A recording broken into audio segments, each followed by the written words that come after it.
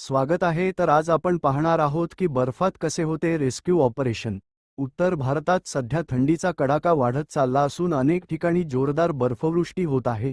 याचा मोठा परिणाम डोंगरी भागांमध्ये दिसून येतोय. अशा प्रतिकूल परिस्थितीत एक प्रश्न ठळकपणे निर्माण होतो, तो म्हणजे बर्फाखाली गाडल्या गेलेल्या कामगारांना सुरक्षितपणे कसे बाहेर काढले जाते. याबाबत अभ्यासकांनी यावर प्रकाशझोत टाकला असून बर्फाखाली रेस्क्यू ऑपरेशन कसे केले जाते याचा उहापोह केला आहे. बर्फाखालील लोकांचा शोध घेण्यासाठी खास उपकरणांचा वापर केला जातो. यामध्ये ॲव्हलाचे ट्रान्सिव्हर नावाचा एक विशेष रेडिओ फ्रिक्वेन्सी डिव्हाइस असतो, जो सिग्नलच्या मदतीने बर्फाखाली अडकलेल्यांचा शोध घेतो. पर्वतारोहण करणारेही हे डिव्हाइस सोबत ठेवतात. याशिवाय रेस्क्यू टीमसोबत विशेष प्रशिक्षित ॲव्हलाचे रेस्क्यू डॉग्स असतात, जे बर्फाखाली दबलेल्या लोकांचा वास घेत त्यांचा ठावठिकाणा शोधतात. काही वेळा रडार तंत्रज्ञानाच्या मदतीनेही शोधमोहीम राबवली जाते.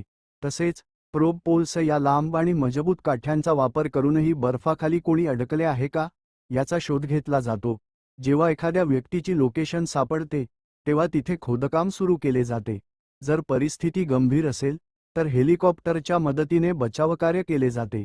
जी व्यक्ती खोल बर्फाखाली अडकली असेल त्या व्यक्तीपर्यंत ऑक्सिजन पोहोचवले जाते आणि त्यानंतर त्याला बाहेर काढून वैद्यकीय मदत दिली जाते.